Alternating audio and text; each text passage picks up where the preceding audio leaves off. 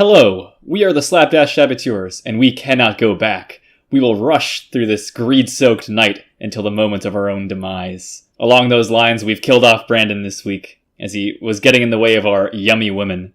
I'm Eric, and I'm your resident bird keeper. And I'm Scott, your resident weatherman. It is a thunderstorm. Hooray! And we're here today to discuss episode 11 of Hinamatsuri. Which we watched a while ago. There was stuff. Yeah. I remember. Some things happened. I probably remember them. We're the experts on this matter. Also, just to make that clear, we're the people who should know this the best. Exactly. So in the first half, I'm just gonna come right out and say it. In this first half, where there's a journalist who decides to follow Nita to get a juicy Yakuza story.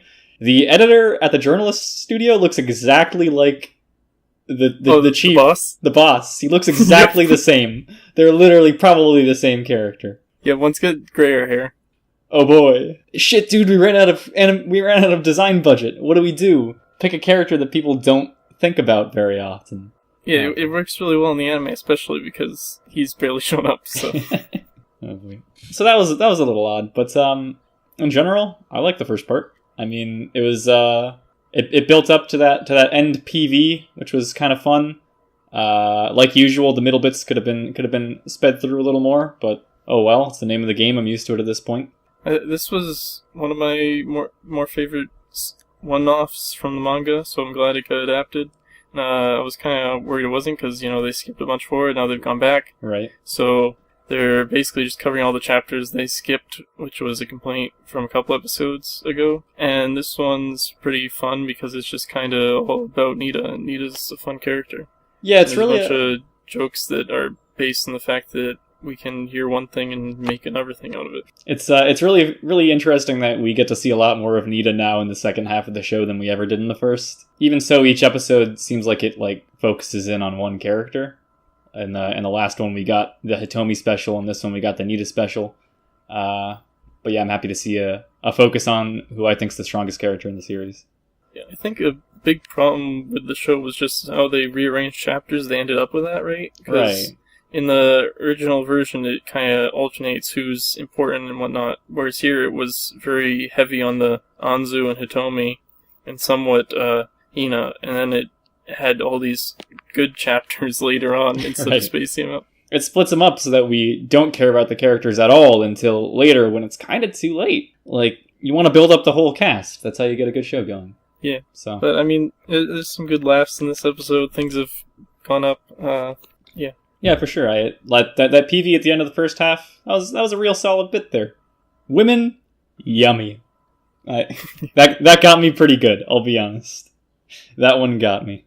But yeah, I mean, in other news, what a shitty journalist.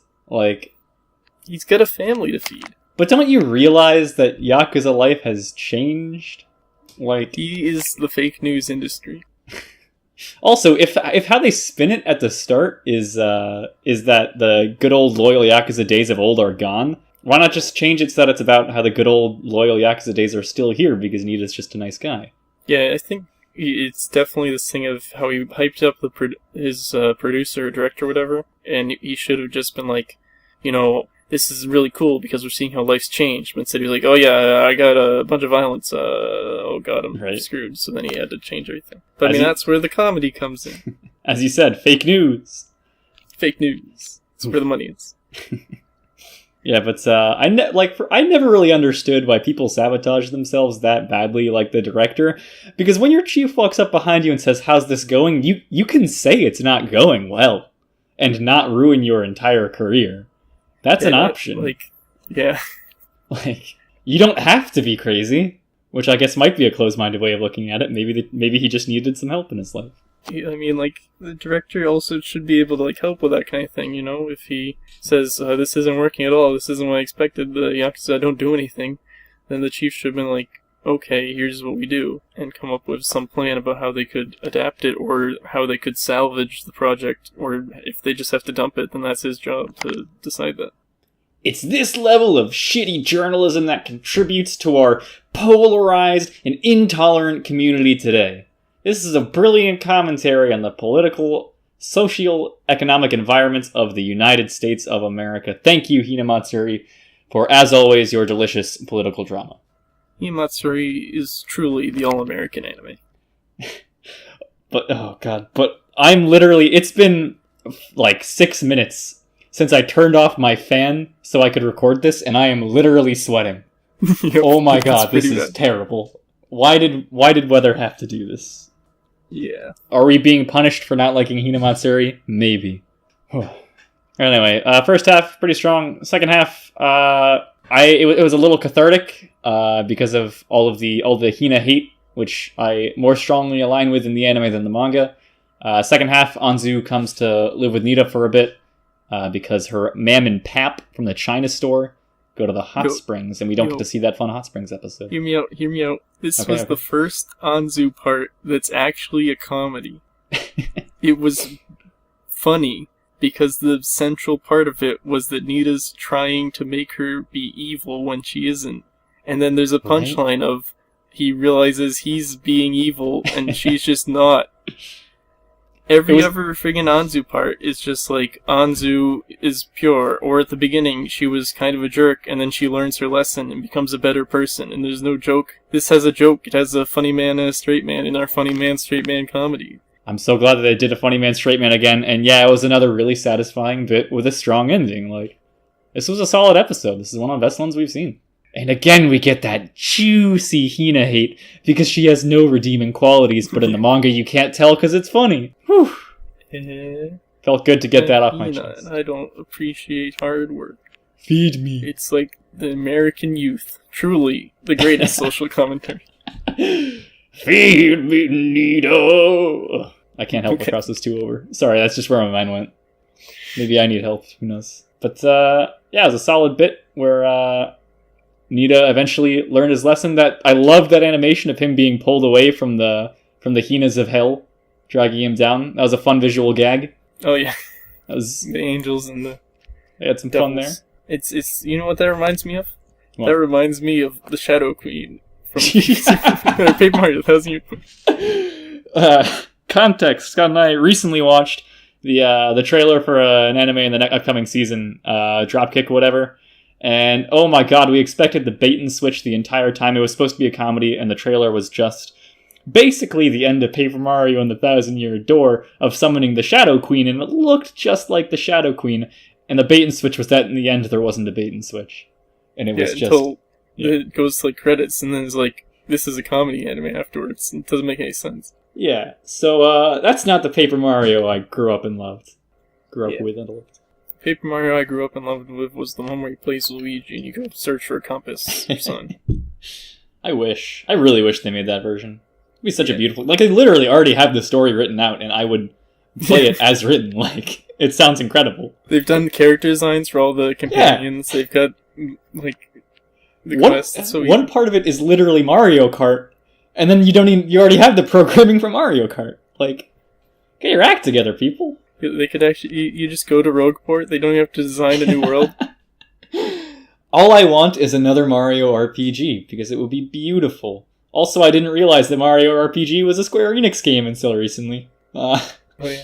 That explains some things, such as how it was such an offshoot from the rest of the franchise. Anyway, this episode was the Paper Mario and the 1,000-Year Door of Hinamatsuri thus far, I think is... Yeah, that's fair. My opinion. I think it's the best we've seen. I think we got strong showings from Nita. I think they did a solid straight man, funny man bit in the second half. I think they did I'm glad that they had a one-off character for a solid gag focused around Nita in the first half. I like the Nita focus. I think that overall, this is kind of where it shows its ability to combine being serious and being funny, because the second part is Anzu's played straight, but the whole part is funny, so you can actually care about the part that's being played straight. Yeah. Anyways. So here comes the real question. How is the next episode going to end? With one episode to go and no ending in sight, what are we getting? Oh my god. Okay, so here's my guess. The girl from the island shows up. Bada bing, she's there. Hina comes back and Anzu meets up with them at the same place. Skyshot Hitomi comes in off of a zip line. Second sky shot, Nita jumps in off of a helicopter. Third sky shot, Iron Man flies down, and then the Hulk comes up from the sewers. Black Widow drives up in a limo with Hawkeye in the back, and it's the Avengers Part 4 Infinity War Hinamatsuri edition. Truly, the anime that represents America. It truly is the definitive anime version of the Avengers. Yes, sir. It is the American anime.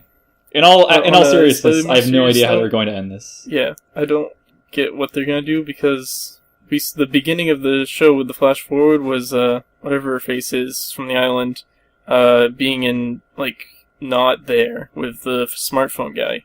And that's not at all in Japan. Yeah. So I don't even think she's going to make it to Japan unless they rush that really fast. So I have no idea how this is ending. But maybe season 2 is coming. I mean, Field probably spent like 10 cents on this and used like 2 people to work on it. So they've got money for the second season. There's no way that they don't end it with a cliffhanger, right? I guess there is a way, but I think the most likely outcome is they have it. It's mostly a regular episode. In the second half, what's-her-face that did the tests on Hina to try to bring her back shows up again. And then at the end of the episode, it's like another short skip forward to another scene with Island Girl. And then it just ends. Yeah, that seems about right. Or like an after credit. That could be after credits. Yeah. Oh my god, it really is the Avengers. They get that sweet after credits scene. Yeah, so that's probably what's going to happen, is it's going to end off just as disappointing as it ran. So... Yo, if it ended with if it had been a much slower show and it ended when they call in the Island Girl, that could have actually been Avengers. Yeah. And that would have been after credits, and the after credits scene is them calling in the Island Girl, and that's literally the Avengers.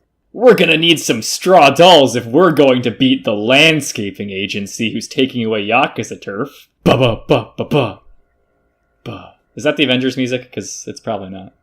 I don't know. Shit, you know what? No, that's the Dota bongos. No, that's Yeah, okay. I probably should have known that from me doing them that one time. That was a mistake. Yeah, so those are our predictions. Got anything else for the end? What do you think they're going to do? Not really. Yeah, I think it's kind of just going to be a limp ending. But, I mean, maybe they'll be good because Nita will be in them. But actually, why am I saying... So we didn't even mention the second part ends with Hina's gone missing on the school trip in the mountains. So I think the first part of the next episode is going to be Hina focused. And then the next part is likely to be Island Girl focused. Or it's a Nita focused. And then the Island Girl flash at the end. So it's quite likely we don't get much Nita in the final episode, which would suck. Yeah, that's fair. First one's probably going to be that mountain chapter. But at the same time, there is a precedent of them mentioning something at the end of the episode or something happening at the end of the episode. And then the next episode they gloss over it. So who knows? I guess we'll see. There is a mountain chapter, so maybe they'll do it. That's all I got. I haven't been able to pinpoint what Peel's doing once, because it's all over the place, and I have good ideas, but I'm sure. Yeah, but real question. Psyche K ends in 2 episodes, and what do we do afterwards? Oh, God. Like, I'll have nothing to cleanse my palate. Yeah, no, there won't be the best psychic show airing. If only a new season of a amazing comedy anime were going to air next season, with a certain silver-haired fox and his trusty compatriots. I said fox, he's not a fox, it's Gintama. Yeah. Good old Gintama. Keep me sane. I'm literally gonna die if we go for much longer. Like, I said I was sweating, I'm not exaggerating, like, I'm moist. Let's kill this here, then. I'm moist, Scott. Help! I've been Eric and I'm too moist. Please, stop. God. I've been Scott and I'm too covered in blood from murdering Brandon. I gotta stop. I just there I go killing people again. Whoopsies. There I go. Alright, see you next episode. Goodbye.